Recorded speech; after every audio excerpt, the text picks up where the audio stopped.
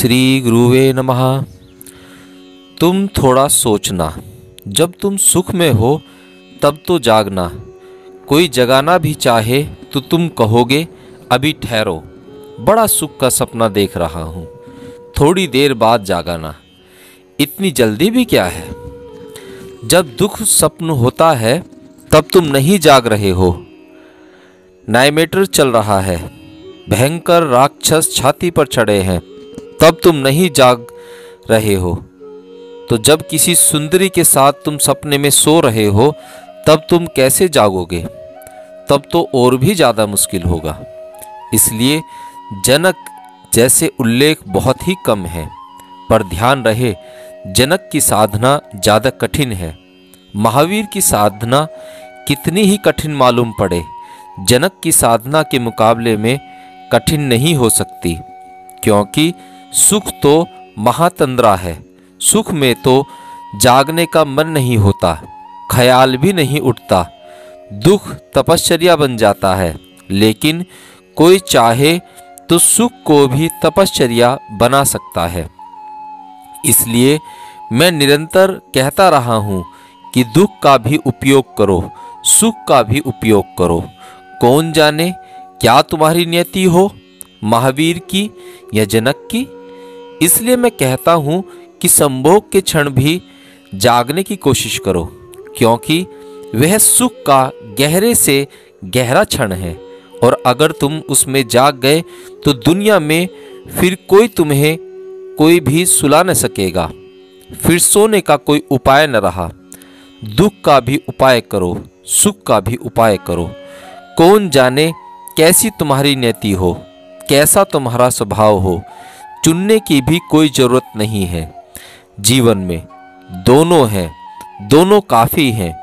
बीमारी भी है, स्वास्थ्य भी है, रोग भी है, सुंदर भी है, कुरूप भी है। दोनों में जागो। सुख दुख दोनों को किनारा बना लो। तुम्हारी नदी जागरण की दोनों के बीच बहे। इसलिए कहीं भी जाने की जरूरत नहीं है, न जंगल जाने की। दुख की तलाश क्या करनी है, काफ़ी है, वैसे ही काफ़ी है। सुख की झलकें हैं, दुख की झलकें हैं, दोनों घट रही हैं। तुम दोनों का एक ही उपाय करो कि तुम दोनों से अपने होश को संभालो।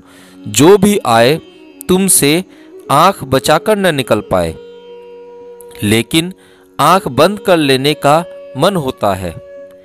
एक अदालत में एक स्त्री भागी हुई पहुंची और उसने कहा, पकड़ो उस आदमी को, वह अभी बाहर ही है। उसने मुझे रास्ते पर पकड़ लिया, मेरा आलिंगन किया और चुंबन किया।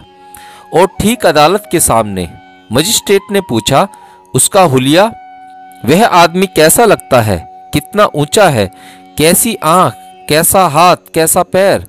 उस स्त्री ने कहा, वह बहुत मुश्किल है बताना। उस मजिस्ट्रेट ने कहा, उसने तुम्हें आलिंगन किया और चूमा और तू उसकी खबर भी नहीं दे सकती। उसने कहा, जब उसने चुंबन किया तब पुरानी आदत के हिसाब से मैंने आंखें बंद कर ली थी, क्योंकि जब भी मुझे कोई चुंबन करता है तो मैं आंख बंद कर लेती हूँ। आमतौर से स्त्रियां आंख बंद कर लेती हैं। सुख इतना मधुर है कि आंख बंद करके ही उसका स्वाद ठीक से लिया जा सकता है। सुख में सभी आंख बंद कर लेते हैं, पर तुम सुख में भी आंख खुली रखो, दुख में तो रखो ही। आंख खुली रखना तुम्हारी साधना बन जाए। जल्दी ही बुद्ध के 4 आर्य सत्य तुम्हें दिखाई पड़ेंगे, क्योंकि पहला सत्य जागने का तुमने पूरा कर दिया। क्रांति असंभव नहीं है, कठिन बहुत है, क्योंकि नींद में तुम्हारा बहुत इन्वेस्टमेंट है, बहुत तुमने न्यस्त किया है। नसरुद्दीन को उसकी पत्नी उठा रही है, वह कहता है, अभी नहीं, ठहर, अभी नहीं। फिर घड़ी भर बाद उसने उठाया। मुल्ला ने कहा, सब नष्ट कर दिया।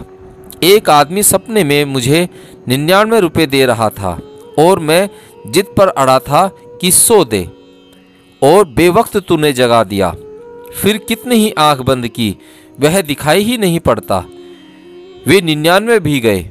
मैंने उसके बाद में यह भी कहा कि अच्छा चलो 99 ही सही, 98 ही सही, आखिर एक तक आ गया, पर वह दिखाई ही नहीं पड़ता। बेवक्त तूने जगा दिया। जरा रुक जाती, लेकिन तेरी पूरी पुरानी आदत है बेवक्त। जब तुम सपना मधुर देखते हो तब तुम बुद्ध की बात सुनना भी न चाहोगे, क्योंकि अभी 99 100 के करीब पहुंच रहे हो। सपना पूर्ण आहुति पर आ रहा है, लेकिन सपना सपना है, चाहे सुख हो चाहे दुख। सपना झूठ है। झूठ के सुखद होने का कोई अर्थ नहीं है। झूठ अंततः दुखद है। झूठ का कोई मूल्य नहीं है। वह सिर्फ जीवन को व्यर्थ करने का उपाय है। ऐसा 5वां सत्य जागरण का स्मरण रहे। वह तुम्हारी दिनचर्या का मूल सूत्र बन जाए। जैसे माला के मनके में धागा पिरोया होता है, ऐसे तुम्हारे सब कृत्यों में जागरण की चेष्टा पिरो जाए। उठो तो चेष्टा रहे कि होश में चलूं, पढ़ो तो चेष्टा रहे कि होश में पढ़ूं, सुनो तो चेष्टा रहे कि होश से सुनूं। जो भी तुम करो क्षुद्र काम से है जीवन में। क्षुद्र के अतिरिक्त और कोई काम है भी नहीं। इन्हीं सभी क्षुद्रताओं का जोड़ जीवन है। तुम जो भी करो होश में करो।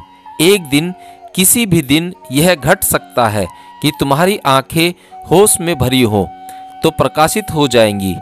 उस प्रकाश के क्षण में तुम्हें बुद्ध के 4 आर्य सत्य दिखाई पड़ जाएंगे। फिर वे सत्य बुद्ध के नहीं होंगे, तुम्हारे अपने होंगे। और जब तक कोई सत्य तुम्हारा अपना न हो जाए तब तक शब्द हैं,